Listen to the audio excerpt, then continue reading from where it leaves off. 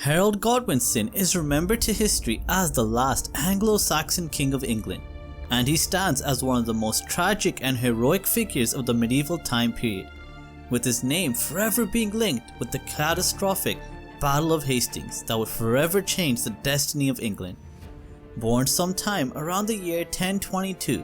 Harold's life would be one filled with political intrigue, military campaigns, and a relentless struggle to defend his kingdom against Norman invasion. But despite Harold's legendary reputation as a battle-hardened warrior and the fierce resistance he mounted against William the Conqueror's forces, his life would come to an abrupt, brutal, and controversial end on October 14th, 1066.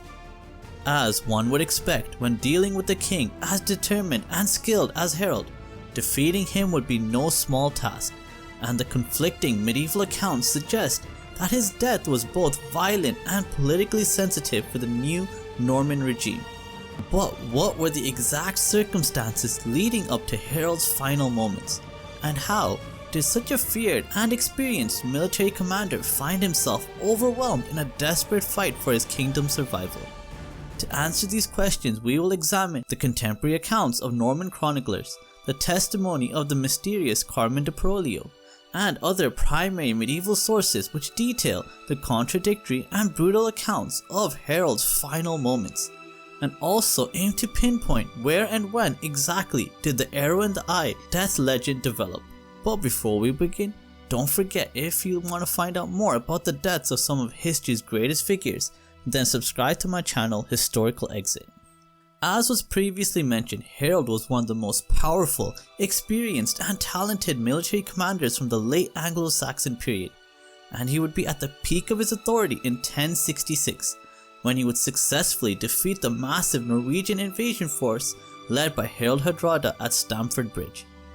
With this decisive victory behind him and the northern threat eliminated, Harold had established himself as a formidable defender of England who could defeat even the most legendary Viking warriors and kings.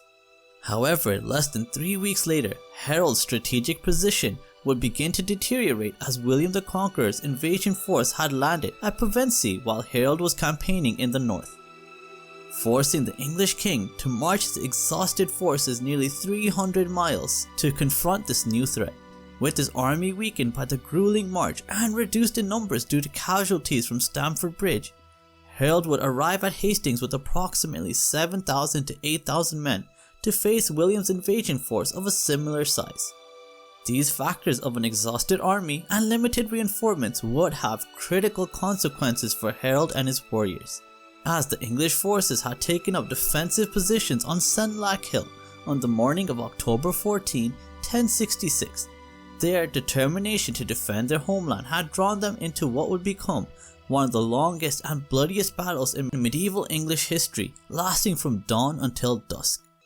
And during the early hours of October 14, 1066, once the battle commenced, Harold would realize that William's forces were far more formidable than he could have anticipated, with Norman cavalry repeatedly charging his shield wall while archers rained arrows down upon their defensive positions.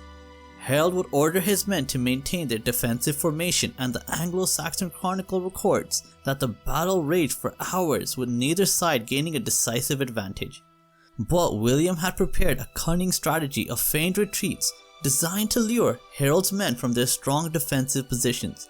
and when groups of English soldiers pursued what they thought were fleeing Normans, they were cut down by cavalry counterattacks. Thinking the English line was beginning to weaken, Norman forces intensified their assault throughout the afternoon, but Harold and his remaining huscarls fought with unmatched determination, sustaining the defensive line even as casualties mounted around them. And during the final hours of the Battle of Hastings, it is stated that Harold was killed when the English forces were overrun by the Norman cavalry, but the circumstances and manner of his death remains controversial and politically sensitive even to this day, with medieval chroniclers providing dramatically different accounts of his death. But the most detailed and arguably most reliable contemporary account of Harold's death comes to us from the medieval text Carmen de Hastings Porolio, written by Guy, Bishop of Amiens, no later than Easter 1067, so just about 6 months after the Battle of Hastings had taken place. and this Norman source provides a graphic description that makes no mention whatsoever of the now famous in the Eye story, and the Carmen states that William the Conqueror personally led a coordinated attack against Harold, and he describes the events as follows. These four bore arms for the destruction of the king. The first cleaving Harold's breast through the shield with his point, drenched the earth with a gushing torrent of blood. The second smote off his head below the protection of the helmet, and the third pierced the inwards of his belly with his lance. The fourth hewed off his thigh and bore away the severed limb. The ground held the body thus destroyed. So a very vivid and brutal contemporary description of the events that would occur during Harold's final moments, which highlight that Harold was systematically dismembered by four Norman knights in what amounts to be a coordinated melee attack, reinforcing that Harold's death was more brutal and bloody than anyone could have possibly imagined.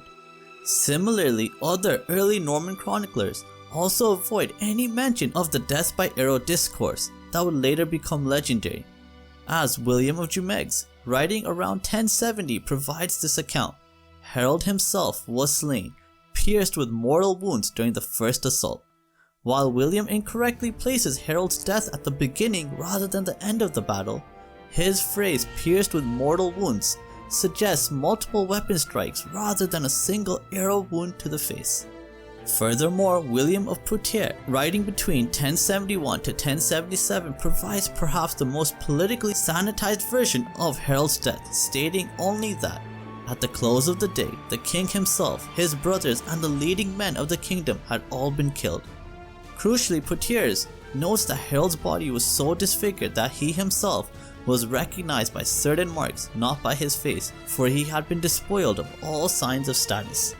This description aligns perfectly with the Carmen's account of systematic dismemberment, but contradicts the notion of a clean death by arrow wound. So although these quotes from the earliest Norman sources provide probably our most accurate and plausible explanation as to how Harold Godwinson, the last Anglo-Saxon king, was brutally killed by William's forces, they are however not the most popular or well-known theory on how Harold met his end. That theory comes to us from later medieval chroniclers who began promoting the arrow in the eye narrative decades after the actual battle had occurred. And the most influential proponent of this theory was William of Malmesbury, who wrote around the year 1118, so over 50 years after the Battle of Hastings would occur, and he provides the following description of Harold's death in the medieval text Gesta Regum Angelorum, stating that this alteration of fortune, now one side prevailing and now the other, held as long as Harold lived. But when his brain was pierced by an arrow and he fell, the English fled without respite till the night. One of the Norman soldiers with a sword gashed Harold's thigh as he lay prostrate, for which shameful and cowardly action he was branded with ignominy by William and expelled from the army. Malmesbury's account notably combines both theories, death by arrow followed by mutilation, and includes the detail about William punishing a soldier for attacking Harold's body, suggesting the conqueror was concerned about the propriety of his treatment even in death. Furthermore, Henry of Huntingdon, writing between 1130 to 1140, provides another influential death by arrow account, stating that, meanwhile, the whole shower sent by the archers fell around King Harold, and he himself sank to the ground struck in the eye. A host of knights broke through and killed the wounded king. Again, just like Malmesbury, Henry combines the arrow wound with subsequent melee attacks by Norman knights, creating a hybrid narrative that attempts to reconcile the conflicting earlier sources.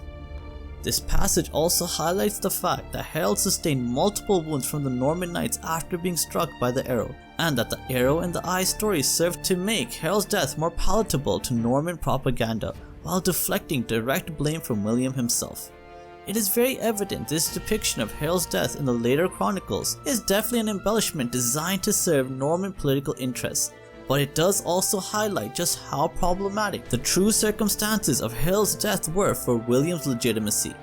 But based on the primary and the nearest to the event sources we have available to us, it is most plausible to assume that Harold Godwinson, the defiant Anglo-Saxon king, perished from mortal wounds suffered in battle rather than a singular arrow shot to the eye.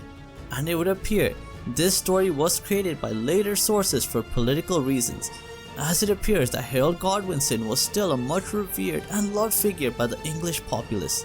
and the Normans in power felt it best to remove their association with his death as much as possible for political stability. So let me know in the comments down below if you believe Harold Godwinson perished from mortal wounds and mutilation or an arrow to the eye. And as always, if you want to find out more about the deaths of some of history's greatest figures, then subscribe to my channel Historical Exit, and thank you so much for watching. Have a great day. Bye.